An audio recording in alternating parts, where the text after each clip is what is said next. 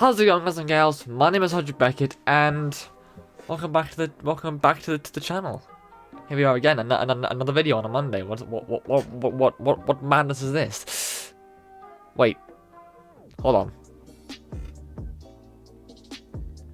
That's actually reminded me. I've got a video that's uploading on my normal schedule, on my studio schedule tomorrow. Mustn't forget that. No, anyway, sorry, sidetrack. Today is, as the title, the video title says, I wanted to do a sort of Morningstar episode premiere talk video. Essentially just having a talk about it and the process in which it's the process from me creating the first ever document for the first script to literally, well, to yesterday when the first episode premiered. And it's weird. Like, I'd imagined this scenario, I've imagined this. This specific, I don't know, me making a video about it. I've imagined it for the past maybe year or two. Well, no, it can't have been a year or two. For the past few months, since start of the year, more or less.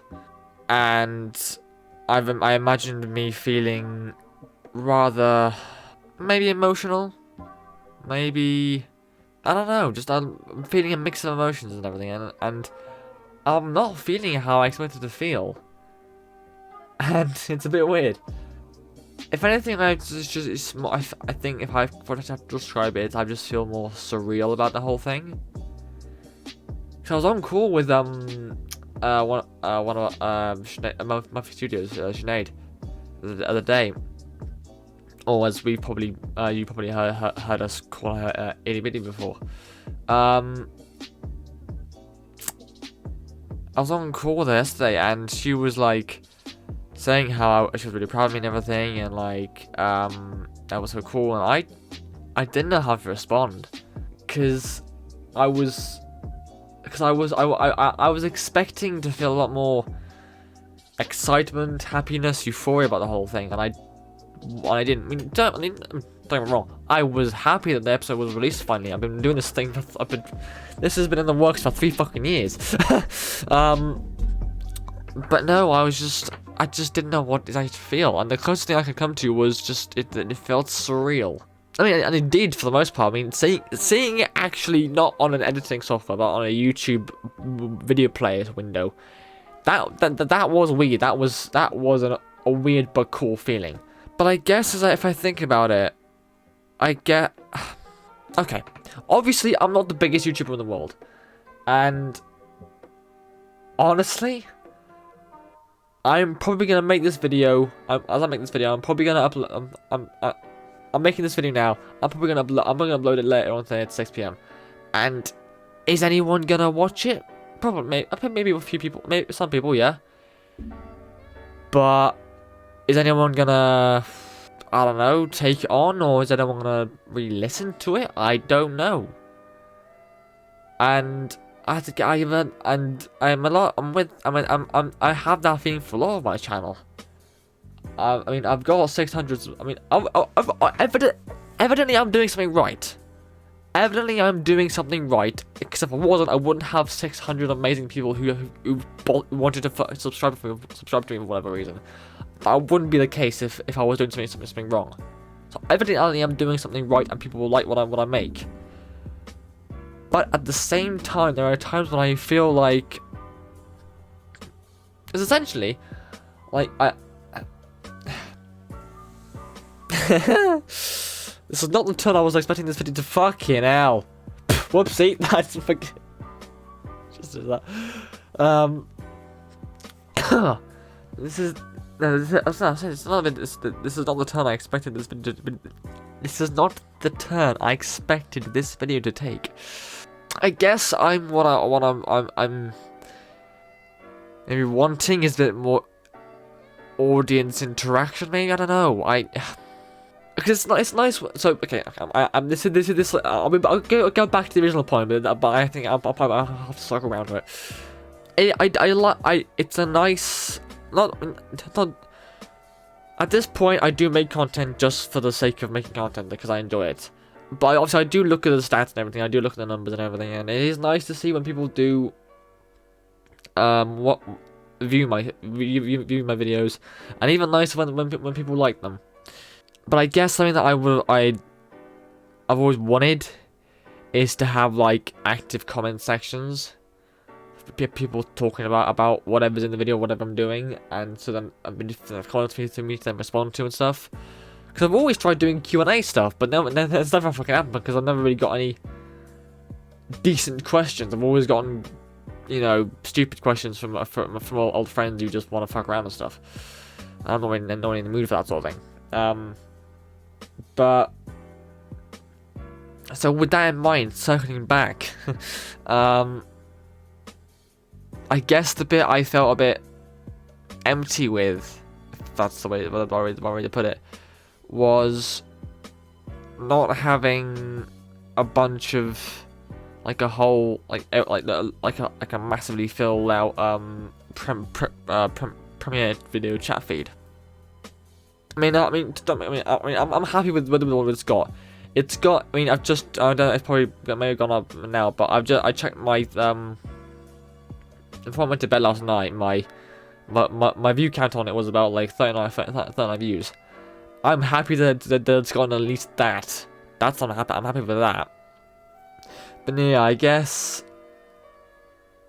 I kind of wanted a bit more. Just a few more people in there, maybe, and then a few more people talking about it, and everything else. I guess just maybe so I could see that people were interested in it, and I know there were people that were. I mean, especially Jed. I know Jed was interested in the whole thing because he was the one that sort of helped me with it, and I'll get to that or stuff later.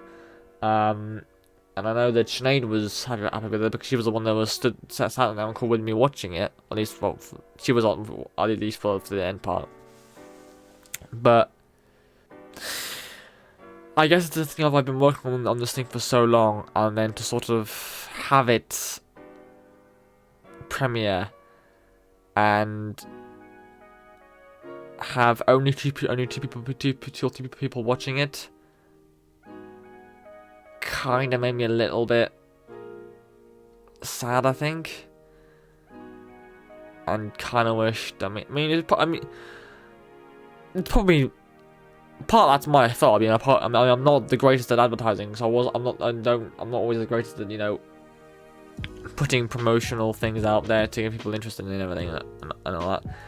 And another thing that also did worry me was that obviously very, very recently, the highly anticipated Farragut Forward Star Trek fan film, the biggest Star Trek fan production since Star Trek Continues, released.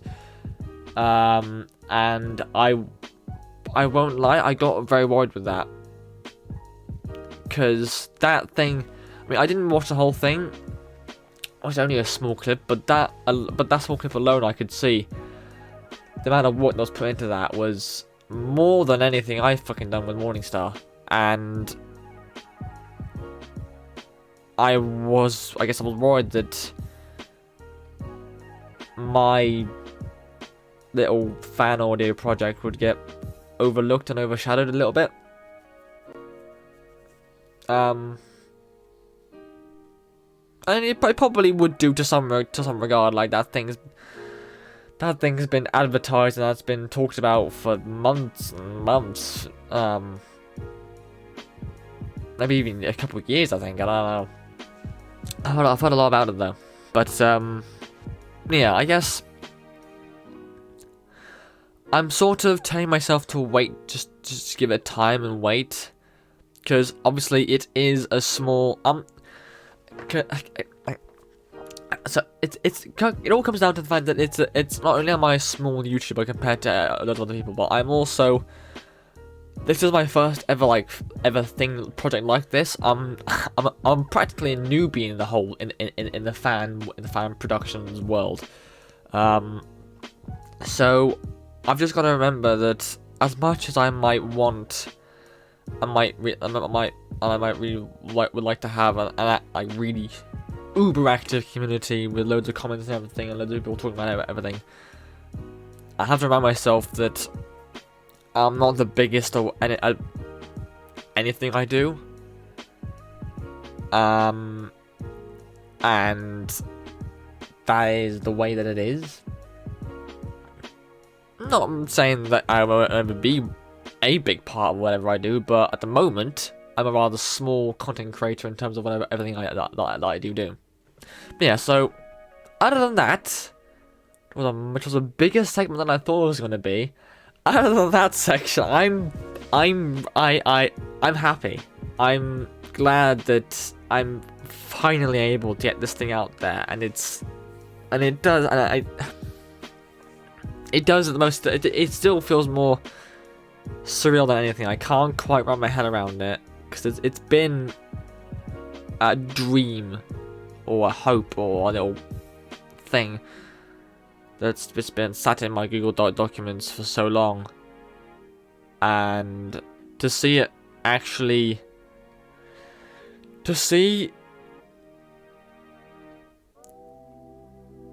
not only to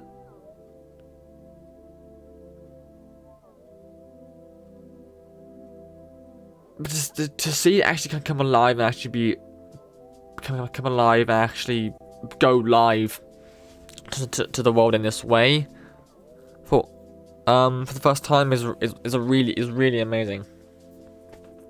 But no, so let's just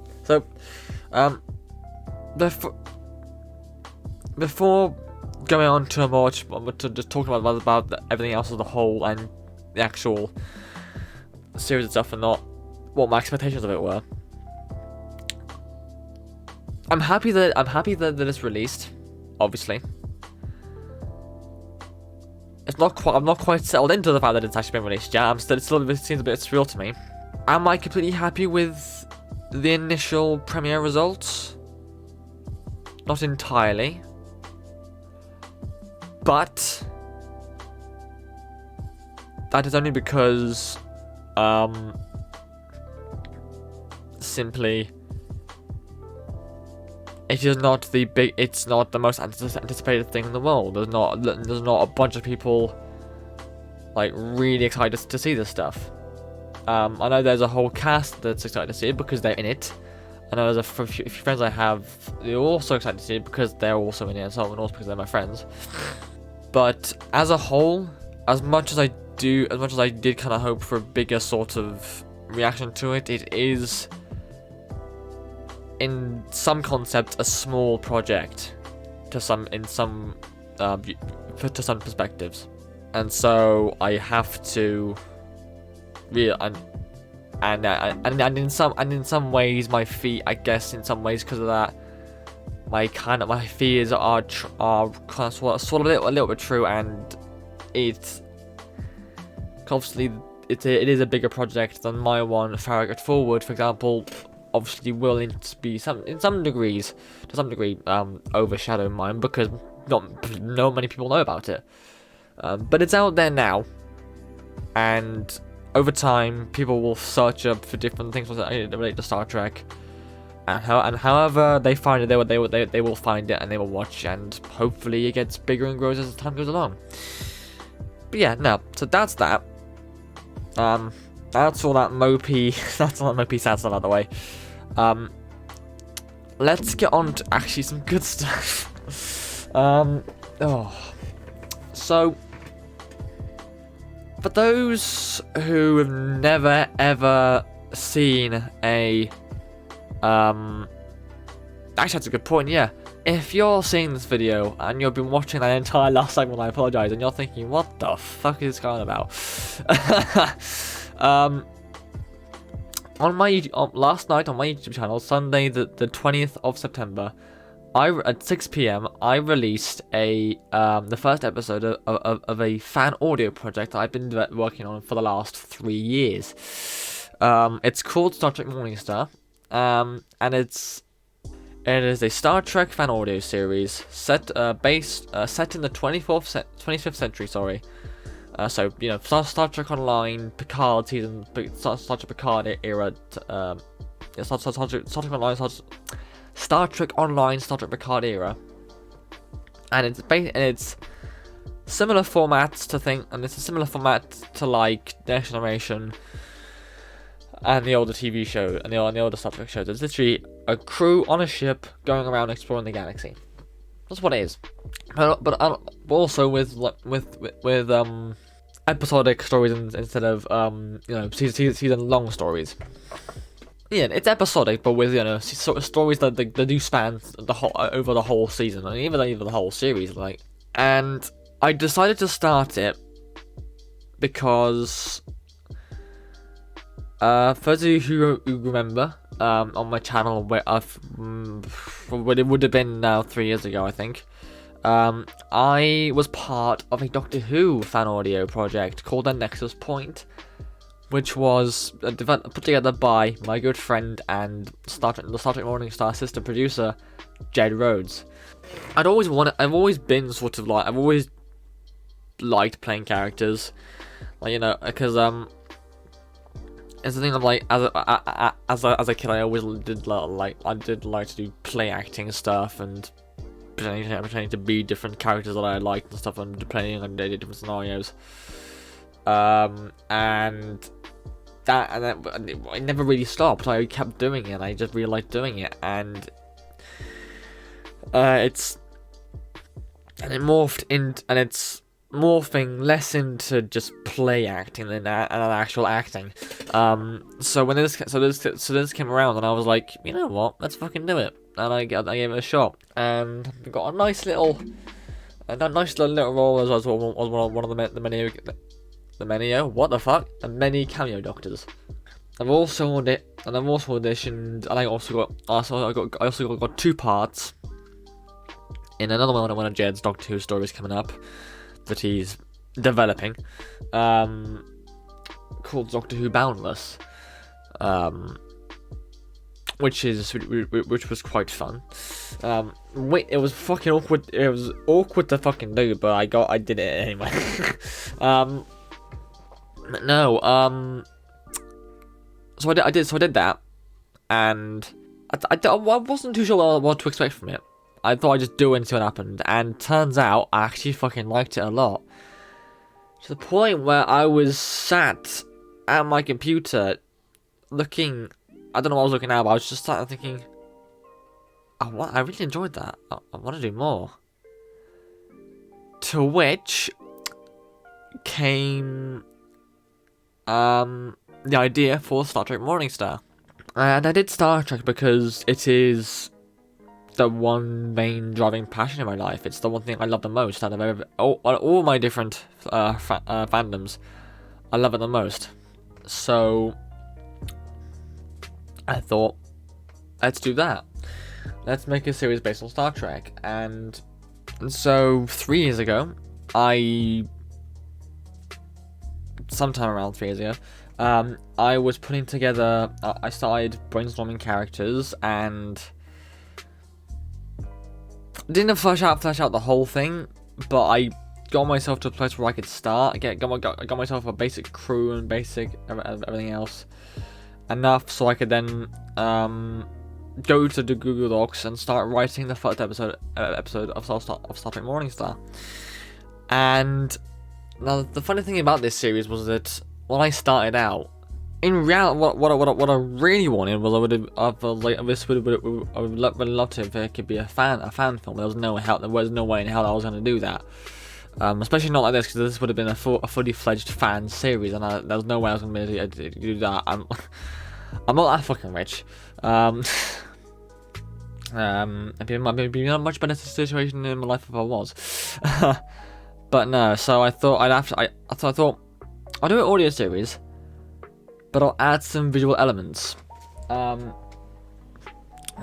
Which is why I then turned to Star Trek Online. And I can't remember what the character was, but another thing it was originally called Michael Hunter, but I know I made a character on Star Trek Online, or I used to have a character previously. And then I took that character and made it, and did some editing with the character on the ship and made it into,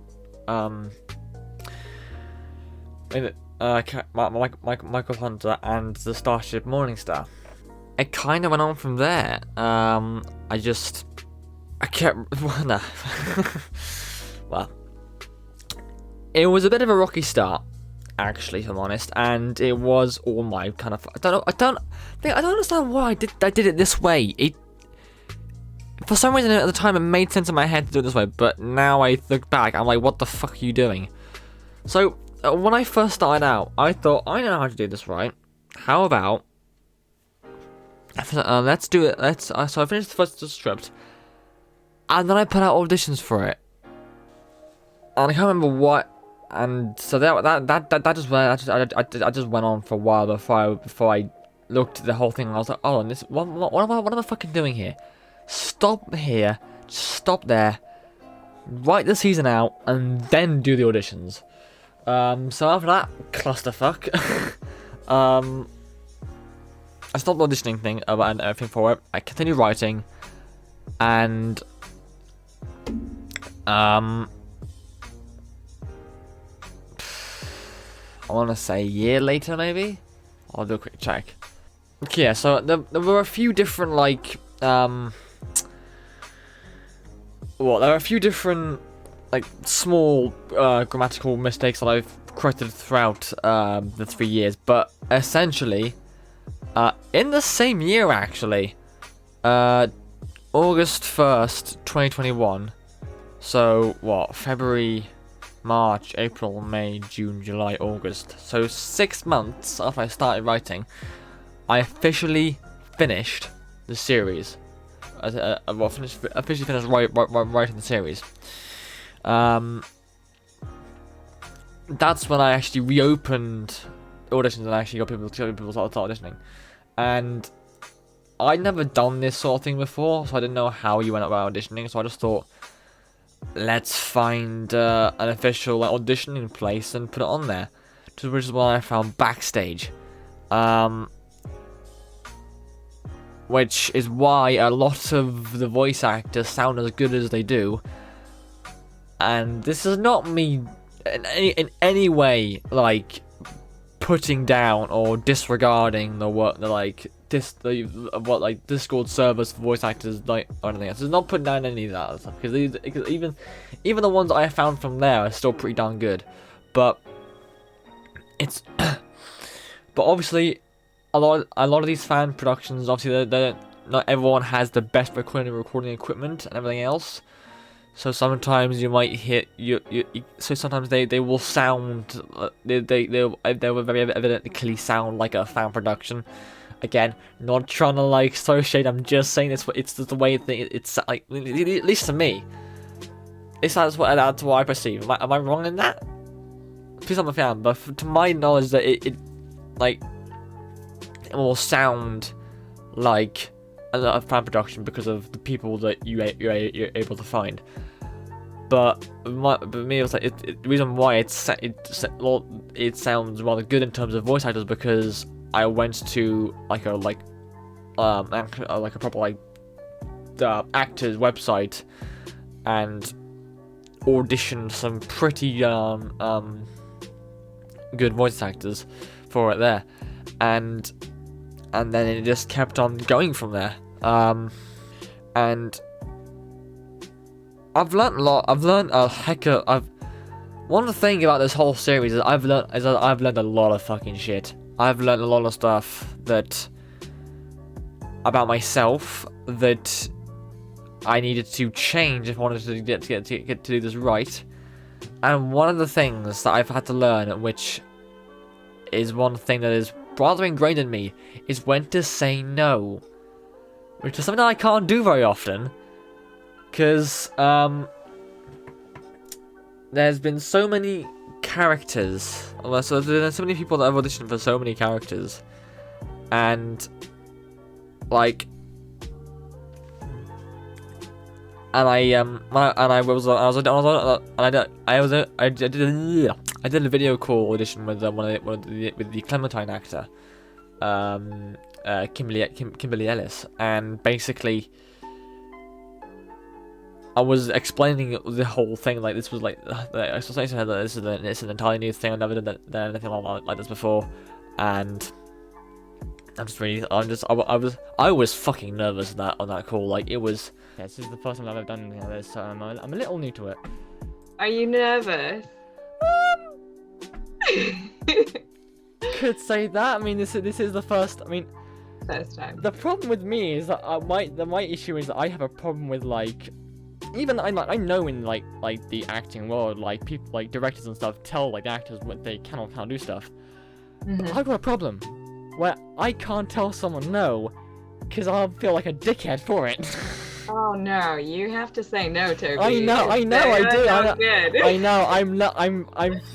That's why I'm very. That's why, especially with this, I'm making myself just. It's fine. It happens. Just fucking do it.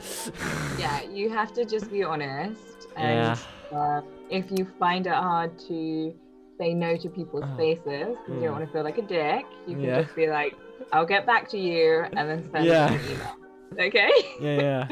So there's no hard feelings, like as an actor as well. Yeah. You know, you get rejected a lot, and you just think it's not personal. It doesn't mean you're not good enough. Yeah. Like you learn, actually, I just wasn't what that person was looking for on that day. That's fine.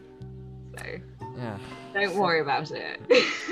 But I eventually did sort of, I pushed myself a heck ton with that, and I did make myself actually say no to people. But after that, I don't know how long I took doing that. There's no way I can check on there, but But after I did that, that must have been. I want to find out exactly how long it took. To actually make and actually. So I finished. So for a timeline reference, I finished. Writing the series. So I finished writing the series. August 2021. September 2022. I mean is when I actually created the cast my cast list document, or one people I had for it. Now this was, bearing in mind, this wasn't. I don't think this was actually the. Because there was a document I had before this where I had all the characters and I had listed how many auditions I'd had for each character. Which just one does that too. This one was an actual cast list where I'd actually had the I had at the top of the page that each main cast character and the person who I selected to be that. To play that role. So 22nd of so September 2022 was when I had officially actually got a main casting. And then over the next I think few weeks I was then starting to fill out the rest of the supporting cast, and then after that. And then yeah. Rest of the supporting cast, for the next 2 weeks, I was started to fill out the rest of the supporting cast, and everything else, and then probably from late 2022 to practically now. To late 2022 to later 2022 to probably the start of October, more or less, give or take, was when I was actually properly finished. Minus a couple of voice lines, because that was the time when I was trying to get the smaller voice lines in. And what annoyed me about it the most. So what's annoying me about this process as a whole the most? It wasn't the table reads. That was a feat, but there wasn't the table reads. The annoying thing was during the later part. So like the last 2 years was when I moved over to Discord, and I used Discord voiceover services. The annoying part of that was trying to find getting people to message me to express their interest in the series wasn't hard. But I want to say, 85, maybe 95, or over 50% of people who had reached out to me never actually responded. And then a smaller percentage of that did respond. So maybe that's over 50% of them would reach out, so that they'd send me a DM request. I'd accept it, saying, "Hey, thanks for your interest. Here's an audition script for you to read it from," and that'll be it. I did nothing back from them at all, ever. A smaller number of those people would get back to me and say, "Okay, thanks. I'll get to this," and I never even got any submissions, despite messaging them constantly saying, "Hey, have you been able to get audition for this yet?" And there's another smaller percentage where did contact me back and forth, but it was to tell me that they were having issues at home, and they were gonna get their stuff to me, but they couldn't, and then it just ended up losing contact with them. And then I was probably like, as a whole, 20-30% of people who I contacted out of everyone there actually responded, gave me voice line, did auditions, and gave me actual voice lines to put into the series. That was the most annoying thing. People not actually expressing interest, and they're not actually following up. And if it and some of them might be because they had troubling difficult life situations, and that's fine. I'm not complaining to that. But it's people that, for whatever reason, just didn't respond. That's the people I'm annoyed with. So it's like, if you're gonna say interest, then actually respond to me. Don't just tell me you're interested. Have me send you shit and then not respond with it, or not follow through. That's essentially the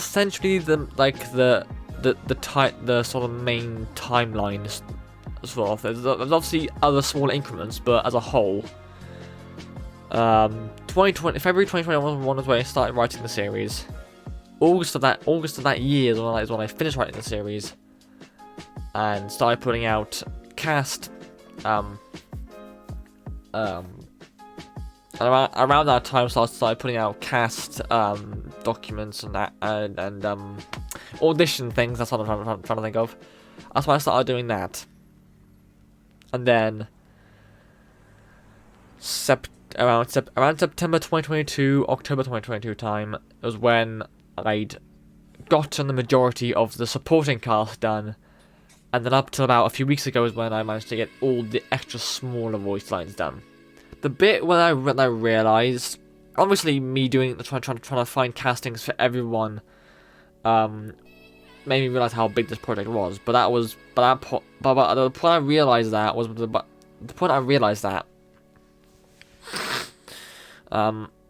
was when I was doing the smaller singular episode or extras roles, and I'd already figured that out before that. So I was like, yeah, I'm already writing this. The first time I realised just how big I was making this was when I was going to the process of getting lines from people.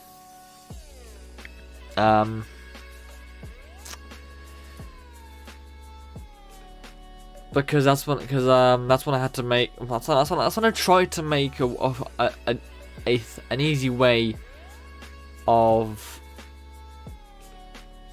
letting people put their recordings in their character specific folder, but that didn't work because Google Drive and how they do grant access stuff, it didn't let me do it. But that's when I realized how big it was when I just saw how many characters there were in this fucking series.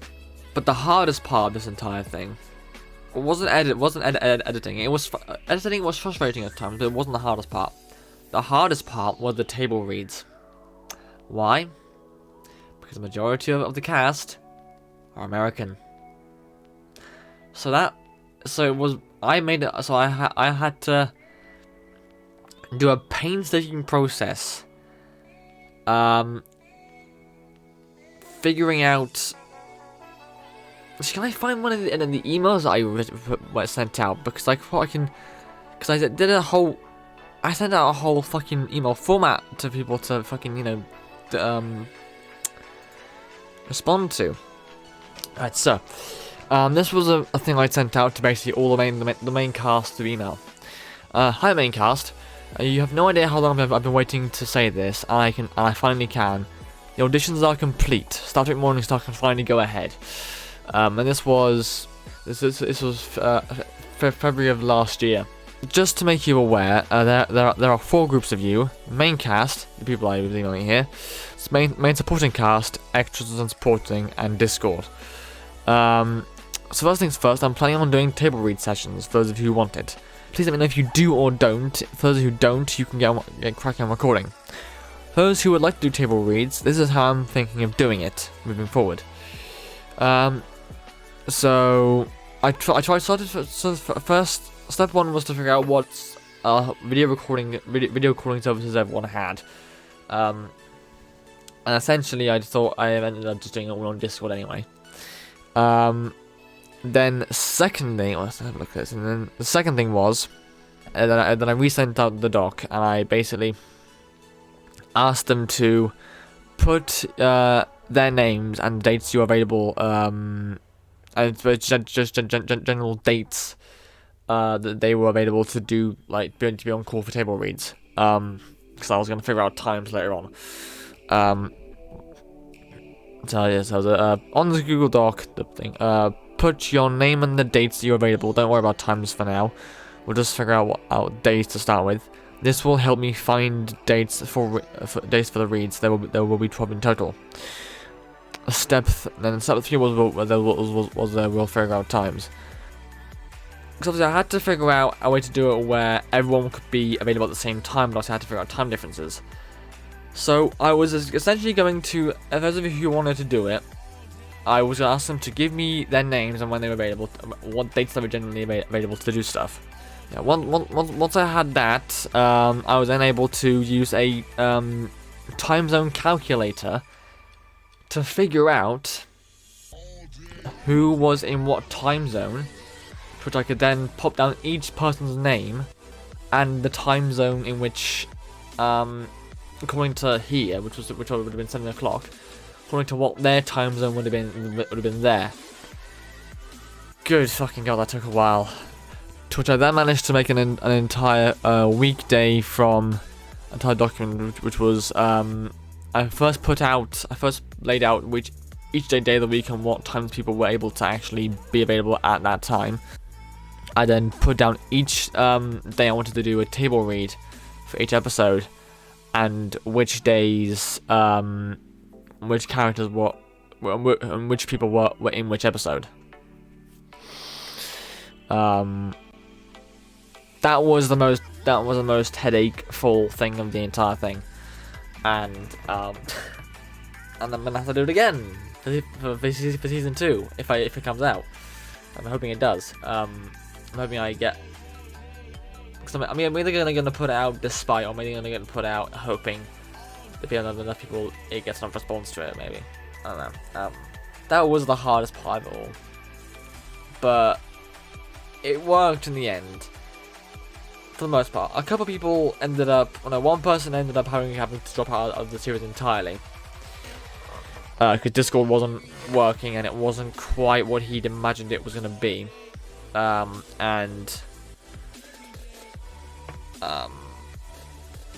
was the first one to drop out, and then there were a couple others for other reasons. But yeah, but I think that's covered everything. The entire process of Morningstar. I didn't expect this video to be this long. I didn't really know what I was going to talk about, to be honest, but I might do another video of this sort of kind when the series finishes. I don't know, but I think that at the end of the day, I'm just happy that I've been able to do this. if people do not, if it doesn't blow up or if it doesn't get a lot of attention that I hope it might get, I'll be disappointed and sad, but I'll understand why, and I'll also just take solace in the fact that that I was even able to create this thing. There are a few other small things, but honestly, I'm gonna stop it there because I think this video is gonna be long enough. I think this video is gonna be long enough already. I'm losing the ability to speak. I apologize for that. And also, it's also 4 minutes past 4. It's 17 minutes past 4 right now, and I want to get. And I want to get this video out ideally by 6. So.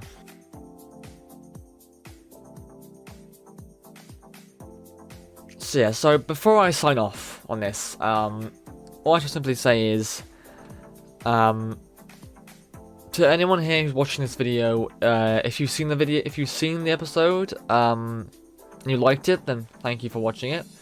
I appreciate it. If you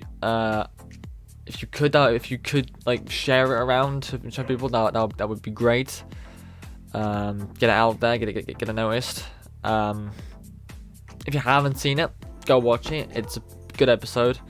A lot of people have really like admired the episode and said I really liked it. So go look at it. Then obviously if you like it, then if you then like it again, go off and share it.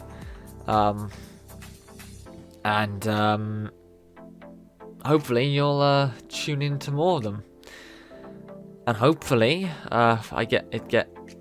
it gets enough viewage that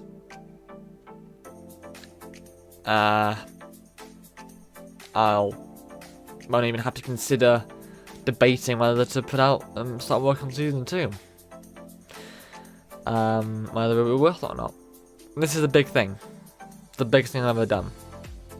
Don't think I'll be doing it at the stage I'm now. But it's a big thing. And I want it to do well. But what I will do is give you a clip now. Sneak peek of next episode of the series. What's new is old.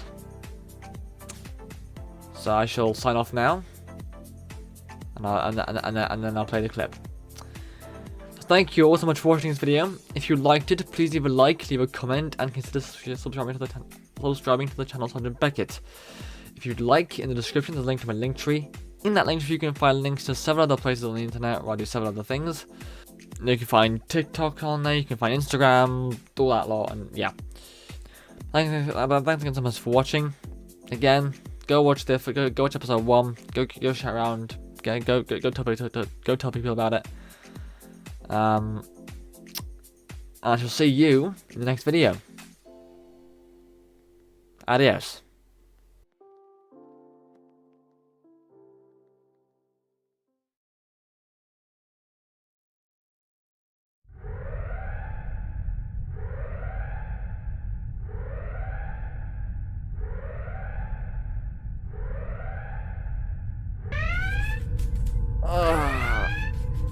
Oh, shit.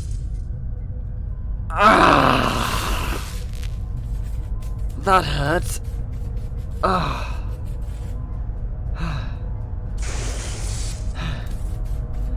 Everyone alright? Udo?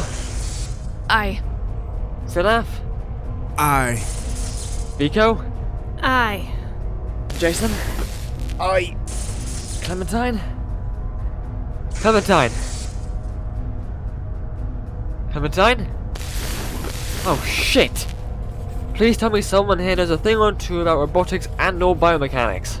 Didn't you take engineering classes at the academy? Yes? Then didn't you learn about robotics? From what I know, it's a compulsory topic.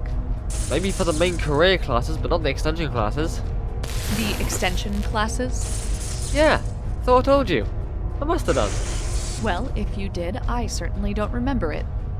Could someone pass me a tricorder? I don't know enough to fix her, but I can give a more detailed diagnosis. Okay, it seems that her biocomponents are dependent on her cyber components to work. Okay, here's the problem. It seems like her impact with the floor damaged her synaptic pathways and neural net. But her power core is still functioning. All she needs are her pathways and neural net repaired and she'll be okay. Provided there's anyone on this ship who has experience with androids.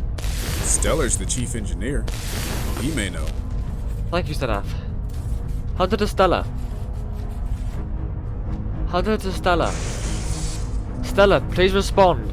He can't hear you, Captain. Comms are down. Bollocks. Alright, Uno, I want you to take Clementine down to engineering and see if Mitchell can help her. Jason, do we have transporters? We do, but they're one transport away from being shot. In that case, Reynolds, transport Uno and Zakril down to engineering. Yes, sir. Transporter lock established. Energizing.